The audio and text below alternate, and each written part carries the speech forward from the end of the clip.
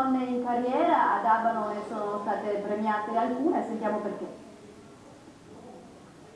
Erano in 10 su 12 con l'attrice Valeria Fabrizi e la conduttrice televisiva Federica Panicucci assenti giustificate. 10 come le edizioni del premio Donne Eccellenti, tradizionale appuntamento di primavera di Abano, ideato dall'Associazione Albergatrici Terme Euganee. Presentate da Walter Nudo, quest'anno le prescelte, insignite con una rosa gioiello, hanno avuto una forte impronta veneta. Agnese Ferraro, primo violinista alla Scala, e Piero Vigo, così come rodigine sono la giovanissima Elena Lago, pattinatrice, già campionessa mondiale, e Barbara Pastinen, ricercatrice nucleare, oggi super quotata in Finlandia. Tornerei in Italia, dipende se ci fossero delle opportunità interessanti.